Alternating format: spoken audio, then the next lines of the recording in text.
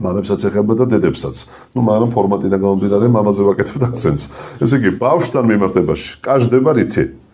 ესე იგი, პირველი, კვების რაციონის ბალანსირებით. რა არის კვების რაციონის ბალანსირება? ახლა ზოგიერთი გეტყვის, ხო, რაღაცას არ ჭამს. აი იქ რაღაცა ბალანსირება საჭიროა. ხო, აი მაგათაც თუ ახლა ბავშვს ჩვენ ვერ ვაძლევთ რაღაცა ოკეანის და კარგ თევზს და ზამთრის პერიოდია, ესე ბუნებრივია D ვიტამინის წყარო აღარ აქვს. D ვიტამინი ხო ეს სიმბოლური სახელი ეს არის D ჰორმონი. D ვიტამინი პირობით ეს ჰორმონია უფრო, ანუ უფრო მეც აკეთებს ვიდრე ვიტამინი. ამიტომ სადაც არ ყოფნის კვებითი ფაქტორი ჩიავსო შენ, ამიტომაც არსებობს კვებითი დანამატი, რომ ის უნდა დავლიოთ. ამიტომ პედიატრთან ურთიერთობა პირველ რიგში ეს არის ოქტომბრიდან აპრილამდე. რაც უფრო მეტი ინსოლაცია და მზის სხივია, მე როგორ არ ჭირდება. არც დიდ და არც პატარას D ვიტამინის, ასე ვთქვათ, ხელოვნურად დანამატების მიღება. იმიტომ რომ ჩვენ ქვეყანაში ბევრი მზეა და ამით ივსება. დანარჩენი კვებითი რაციონი, ბოსტნეული, ხილი, ხორცი, ეს ყველაფერი უნდა იყოს გადაბალანსირებული და აი ეს კვება არის ერთ-ერთი იმუნიტეტის გაკაჟების, ესე ვიტყოდი, ყველაზე კარგი საშუალება. მეორე, ეს არის რასაკვირველია, ფიზიკური აქტივობა.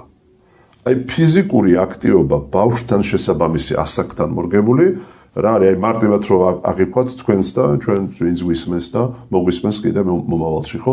აი ჩვენი მე მახსენე ლიმფური ქსოვილები და კვანძები და ესენი სადაც იმუნური ჯარისკაცები გადაადგილდებიან.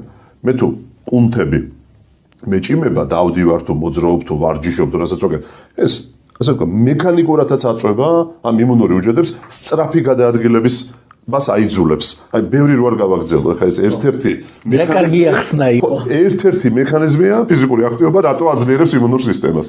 ნუ ძილი საკითხი, ხო? ბავშვებს ეხლა მით უმეტეს გაჯეტებზე მიმულები და აი მოზარდების ნაწილი, სვამის გამოკითხვაში ვარ, ასაკვირველია.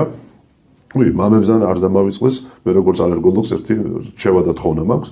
ხო, უბრალოდ არ დამავიწყდეს. ხო, აი ძილის მოწესრიგება არის ძალიან მნიშვნელოვანი ნაწილი. ხო, არ უნდა ბავშვი ღამით 2 და 3 საათამდე არ უნდა ჩერდებოდეს. ზოგჯერ გეტყვის, რომ ხო, აი ვერ ვაძინებთ და ძალიან შეწუხებულები არიან ოჯახები და თქვენ კი სულ ამაზე ამახვილებთ ყურადღებას. მე მეკითხები, აი თქვენ რომელ საათამდე ხართ დედა და მამა?